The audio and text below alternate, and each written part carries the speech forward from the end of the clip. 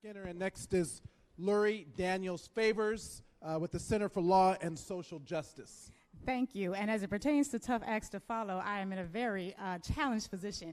But I'm very excited to be with you this evening. My name is Lurie Daniels-Favors, as was mentioned, and I'm a racial justice lawyer at the Center for Law and Social Justice at Medgar College in Brooklyn. I do speak quickly by nature, so I'm going to try to slow down, but we have a lot of information that I want to get squeezed into a little bit of time. We created the New York City Black... The other... Oh, Lord. How's this? Is good? Good?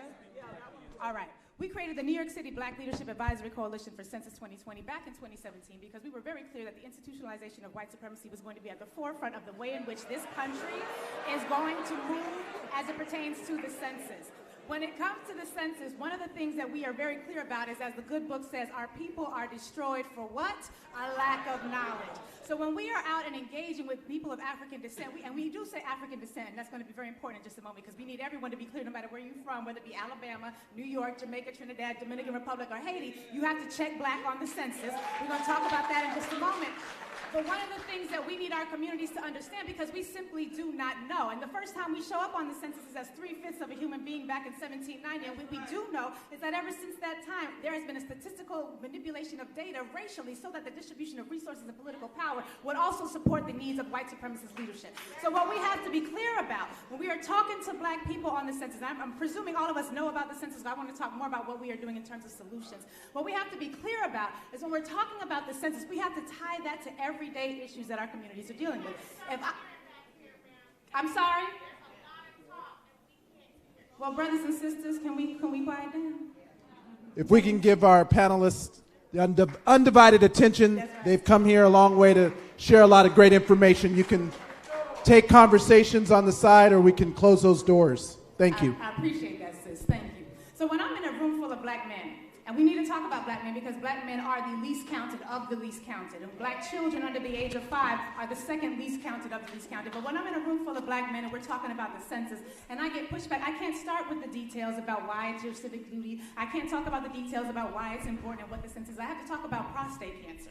I have to talk about diabetes, and I have to talk about issues that are related to them, because then I can say, well, brothers, do you know somebody with prostate cancer? Do you know somebody with hypertension, high blood pressure? Because if you do, if I'm the Center for Disease Control and I'm looking for where I'm going to invest my money, and I'm trying to invest money in prostate research, and you don't show up on the census, you're not getting any money. When I'm in a hair salon and I'm talking to a room full of black women who are very concerned about giving over their information to the man, I ask them, well, do you know anybody with fibroids? Do you know anybody who's dealing with medical issues, dealing with early maternal death rates, and many of the challenges that we are having? Because if you do, if I'm the Center for Disease Control, if I'm medical community, and I have money to invest in your communities, but I don't see you, it's like Thanos snaps his finger and we all just disappear. If I'm talking to parents and I ask them, how old is your child? And they tell me 5, and I tell them, well, by the end of the next census cycle, your child will be 15 years old. What is going to be the changes and shifts in their bodies? What type of medical information are they going to need? What type of schools are they going to need to experience between kindergarten, elementary school, middle school, and on into high school? Because if you live in a community and the census formula says that according to the number of children in your community, you should get $1,000 for your school education per child, but only 50% of the community is showing up and filling out the census,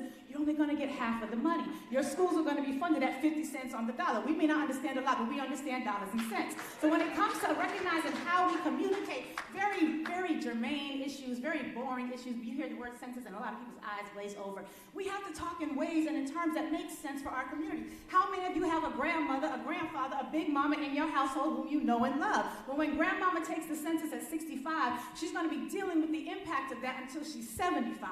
And when you think about your transportation and your structural needs, I can't just talk to you about buses. I got to talk to you about buses that are going to be able to raise and lower and have wheelchairs so that the elderly can get what they need met. We can't just talk about making sure we have healthy foods in some schools. We have to make sure that all of our foods are going to be equitably funded so that black children are not going to be punished because their communities did not show up for them. And so when we're talking about making sure that we know who we're here for, when we're talking about issues like the census, we have to be clear about the messaging.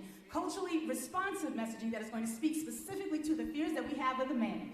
And because when we talk about census, everybody says, well, I don't want to give my information because of the man.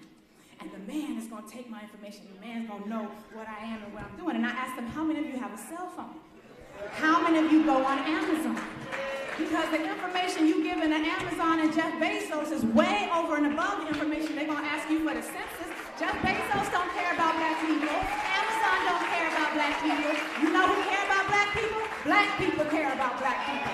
So when we are talking about the census, when we're talking about voting and engagement. We're talking about people who have been so disenfranchised that we're clear about that. We don't have to talk about the way we are separated, but what we have to be clear about is how we reconnect. Because the census can't just be where we start. And I want to thank you, sis, for taking us through that timeline. Because what we are doing at the Center for Law and Social Justice is using a census as an entry point for lifetime civic engagement. As a co-host of the Sunday Civic Show, one of the things that we focus on is making sure that black people have black language to be explicitly black in all of our discourse when it comes to voting, civic engagement, and electoral politics. Why? Because we know what's happening. We know that people who are outside who don't want us filling out the census are being very explicit in their white supremacist framing and their white supremacist rhetoric, whether it be dog whistles or just explicit blood and soil. We have to be clear that it is okay to speak explicitly about our issues. It is all right to be avant-garde, and it is okay to call an ace and a spade a spade. And what we really have to do is be clear that we are making it relevant. So when I'm talking to my young people who are like, Miss, ain't nobody got no time for no census. I'm not really interested in this. And when I ask them, well, what do you see happening in your community that's messed up?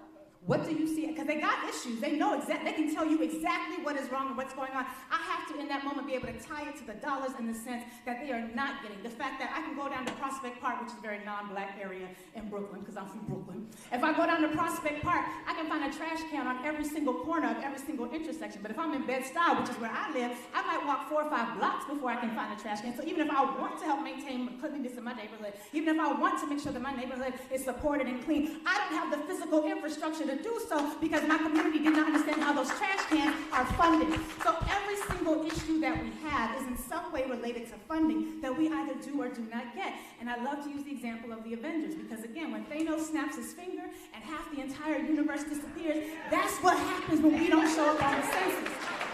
But guess what? Your kids are still hungry. You still need a hospital bed. We still need to have equitable food and equitable resources. So we have to be able to use culturally responsive messaging. And black people love images. We create images that show beautiful black people doing beautiful black things and talk about how much better their lives would be if they had beautiful green dollars to support all the beautiful black dreams that we have. It's very, very clear.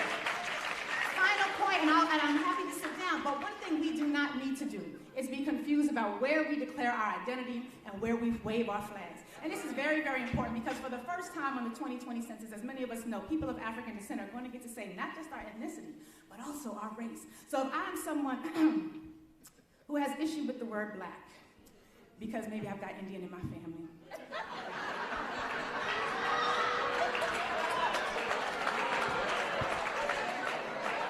or maybe I took 23andMe and really I've got a whole lot of other things that I could also claim.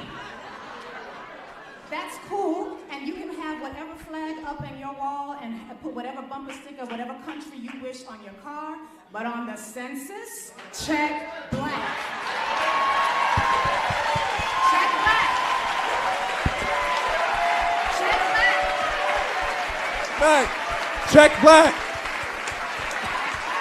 And I'm a racial justice lawyer. I can't go into court and say the Nigerian, Trinidadian, Alabamian people. I say black people. I can't go into court talking about the blacks that got Indian in their family and the hair that does things that my hair don't. I gotta go in and talk about black people. So you can be proud, be bold, wave your flag, and for the first time, you don't have to choose. And I'm not here to convince you that being black is something of which you should be proud, although you should. So I'm not here to convince you otherwise. Write down whatever you need to in terms of ethnicity to help yourself sleep at night. Do whatever it is that you have to do, but check black. When it comes to the voting booth, that's not the place to have this wishy-washy, I want to declare who I am. I have a don't do that in your religious spaces. Do that in your prayer closet. Be cold and calculated and sophisticated about how we are going to engage with the vote and with the census. Check black. Check black. Check black.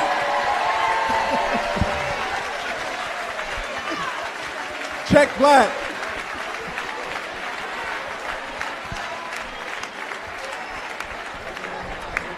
I think we just found the right message for the census campaign. Check black.